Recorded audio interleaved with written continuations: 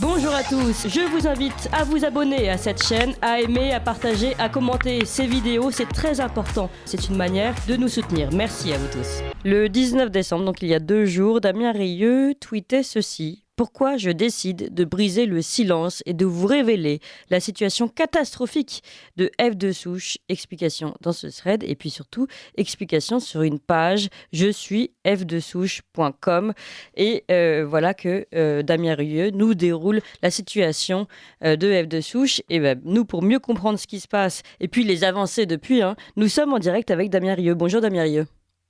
Bonjour. Et merci d'être avec nous ce matin. Vous êtes lanceur d'alerte à Reconquête et bénévole contributeur également à F2 Souche. Peut-être d'abord rappeler ce qu'est F2 Souche pour l'ensemble de nos auditeurs, peut-être que tout le monde ne connaît pas.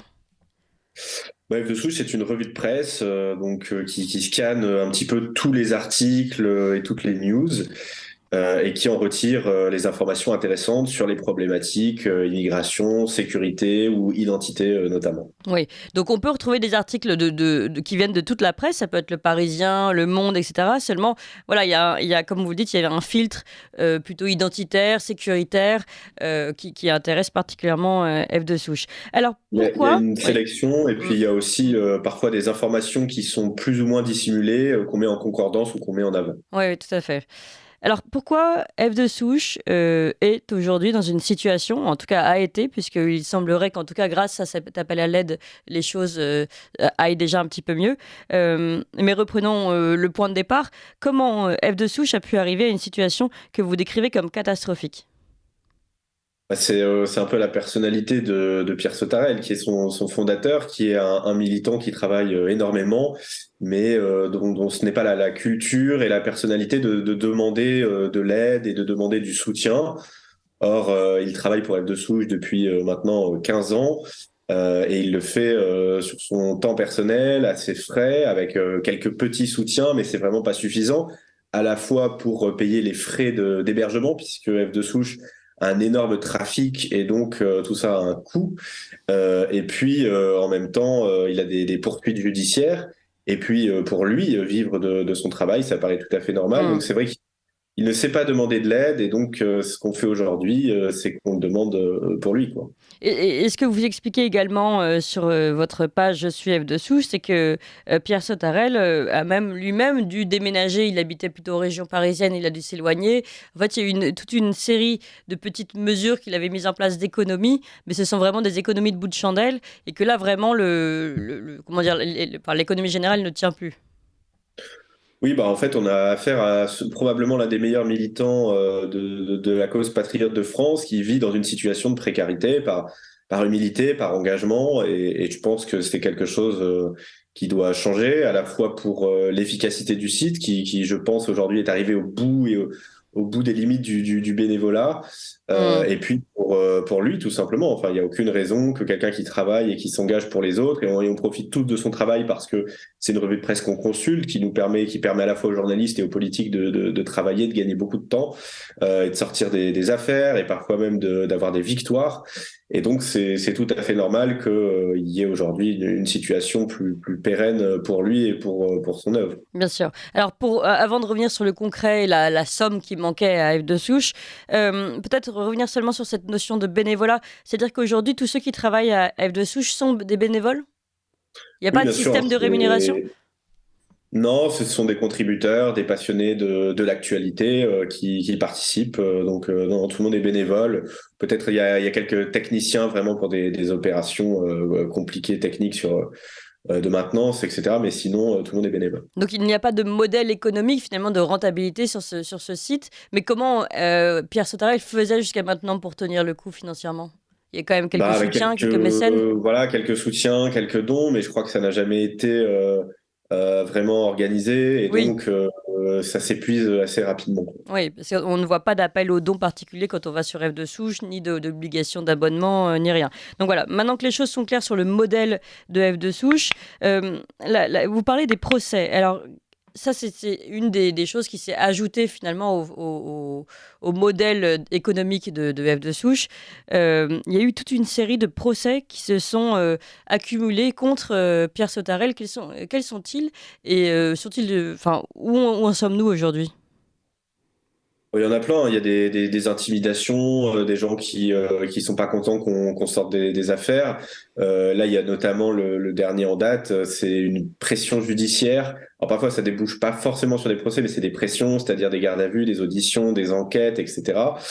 Souvent, il n'y a pas grand-chose à reprocher, mais ça représente quand même des frais de l'investissement. Hmm. Et là, dernièrement, c'était un reproche sur l'extrême gauche qui se dit fiché, alors qu'il s'agissait tout simplement nous avons répertorié les signataires d'une pétition. Donc le principe d'une pétition, c'est que c'est public, et les gens n'ont pas été contents qu'on les répertorie, et donc ils ont fait des procédures auprès de la CNIL notamment, alors que ça n'a aucun sens juridiquement de signer une pétition et de se plaindre derrière que des gens s'intéressent aux signataires de la pétition. Voilà, c'est vraiment des broutilles, mais qui peuvent être très longues à combattre et à se défendre. Oui, là, vous parlez de la plainte de 150 plaignants coalisés avec la CCIE. C'était autre Je chose. sais pas, il y a tellement d'affaires, franchement. Oui, oui. D'accord. Je sais pas si c'est exactement celle-là, mais oui, je pense. Ouais, d'accord. Alors, finalement, donc il y a aussi ces procès qui s'ajoutent au reste. Et donc, vous avez décidé de lancer, j'imagine avec Pierre Sautarel, avec son accord en tout cas, un appel aux dons qui a, pour le coup, été très bien relayé là. Oui, bah, c'est vrai que tout le monde s'est bien mobilisé parce que je pense que tout le monde consulte F de souche une fois par jour, une fois tous les 2 jours pour faire le point très rapidement sur l'actualité intéressante et sans, je dirais, sans avoir une information qui est noyée ou qui est cachée. Et donc tout le monde s'est beaucoup mobilisé et effectivement on a pu récolter, là on a atteint notre objectif hier soir qui était de récolter 37 000 euros et donc là on l'a dépassé, donc c'est une bonne nouvelle. Ça veut dire que lorsqu'on demande de l'aide, eh ben, le camp patriote répond présent de manière très réactive en moins de 24 heures. Il s'est mobilisé et donc on a pu récolter la somme minimale qui permet au site de continuer à vivre et de prendre un peu d'air. Hmm. Oui, donc finalement, là, ce que vous nous dites, c'est que F de souche et Pierre Sautarel, donc avec évidemment, est entre guillemets sorti d'affaires, enfin sorti de, de ces difficultés. Malgré tout, après, il y a peut-être aussi un questionnement, et là, j'ouvre ma question. Il y a presque un questionnement plus large à se faire sur le modèle économique et je nous inclus, nous, Ligne droite, Radio Courtoisie, dedans, de tous ces sites, de tous ces sites de réinformation, ces radios de réinformation, ces télévisions de réinformation à droite, qui finalement, on a l'impression, peinent toujours à récolter de l'argent, sont toujours dans une semi-pauvreté. On a vu Valeurs Actuelles, quand même, il y a peu de temps, lancer un grand appel aux dons également. Bon, l'incorrect de façon plus timide. Nous sommes également ici, nos auditeurs le savent bien, dans le marathon du don et vraiment, nous demandons à nos auditeurs de nous aider parce que sinon, on ne pourra pas tenir l'année prochaine. Donc, on est tous dans cette situation-là. On a l'impression que c'est une situation qui concerne vraiment surtout la droite. Comment vous l'expliquez ça? Bah déjà, on n'a pas de subvention, donc ce qui est un atout de liberté, mais un problème effectivement de financement, hein. Tous les autres médias sont subventionnés, donc déjà premier problème. Et puis deuxième problème, nous avons une pression de la gauche sur nos annonceurs. Et donc nos annonceurs peuvent être parfois frileux, alors pourtant nos idées représentent 30, 40, 50% peut-être des Français. Donc c'est un vrai marché, mais c'est vrai que quand on est annonceur, eh ben, on a peur de la pression. On est là pour donner une image et obtenir un gain, c'est logique. Et donc voilà, il y a peut-être une peur de l'engagement, donc difficulté de ce côté-là. Oui. Vous pensez que c'est seulement du côté des annonceurs? J'ai l'impression aussi que dans les très très grands actionnaires que nous connaissons, alors bon, maintenant on pourra dire que Bolloré d'une certaine façon finance aussi des idées de droite, certes avec CNews, mais c'est quand même rare aujourd'hui. Les très grands actionnaires financent plutôt des médias soit plus neutres, soit plutôt tendance macroniste ou de gauche. Comment aujourd'hui ça vous pouvez l'interpréter également? Est-ce que vous pensez que c'est seulement une question d'annonceurs ou c'est une question d'oligarques qui ont besoin de rester dans le même moule? Oui, il y a des gens qui ont besoin d'avoir une proximité avec le pouvoir, donc qui vont financer des médias qui ne critiquent pas le pouvoir. C'est toujours mieux pour les affaires, bien que voilà, certains décident au contraire, ils pensent qu'ils pourront faire pression ou se défendre en ayant en soutenant peut-être des médias plus dissidents. C'est une autre manière de voir un rapport de force.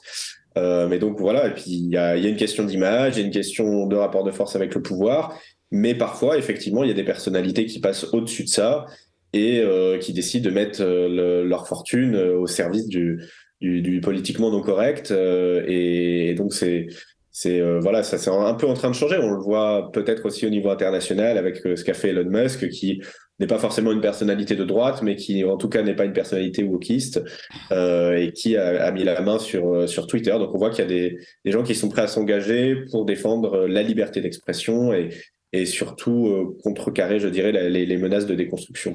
Et c'est plutôt un modèle américain d'ailleurs. Elon Musk, on n'a pas forcément d'Elon Musk français aujourd'hui.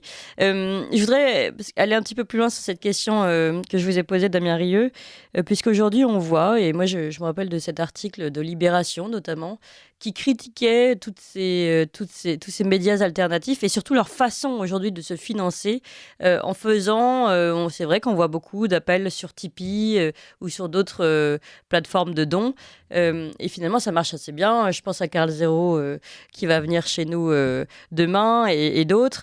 Finalement, à chaque fois, ces gens-là font des appels puisqu'ils ne sont pas rémunérés autrement sur des plateformes. Et là, sur les plateformes, on a quand même un élan citoyen aujourd'hui, comme on a pu le voir pour F de Souche, un élan citoyen important pour soutenir ces médias alternatifs. Vous pensez que c'est ça l'avenir de l'information et de la réinformation ? Je crois que c'est Internet qui donne une liberté d'information et d'action aux gens. Et donc aujourd'hui, voilà, on n'est pas limité aux médias officiels, aux services publics. Et on peut effectivement contourner lorsqu'on n'est pas invité sur les grands plateaux, etc. On peut soit créer son média, soit soutenir un média, on va dire, dissident ou non officiel, non mainstream. Donc c'est la liberté d'Internet et c'est la force d'Internet. Et c'est vrai que nous, on a eu un peu de retard, notre camp a eu un peu de retard là-dessus et aujourd'hui est en train de le rattraper. Et voilà, c'est plutôt une bonne chose que les gens... Mais il y a de plus en plus de gens. De toute façon, les audiences télévisées sont plutôt en baisse. Le ouais, public, Public TV est assez et puis surtout, vieillissant. les audiences des médias subventionnés, quand on voit les audiences, c'est pas les audiences, les abonnés, par exemple, de Libération continuent de diminuer tous les ans. Hein. La Libération ne tient que parce qu'il y a un mécène et des subventions publiques. Sinon, le modèle économique est totalement mauvais. Donc voilà, c'est simplement ça qui fait la différence entre nous et eux. On a moins de mécènes et on n'a pas de subventions. Et pour les médias, de manière générale, on ne fait pas fortune avec un média de toute façon. Oui, mais ça, c'est certain. Mais moins de mécènes, pas de subventions. On se demande aujourd'hui aussi s'il ne faudrait pas secouer ce cocotier-là, Damien Rieu. Est-ce qu'à un moment donné, on ne peut pas tenter de rendre les choses un peu plus égalitaires vis-à-vis des autres médias ? Est-ce qu'il n'y a pas un message à passer, notamment sur la question des subventions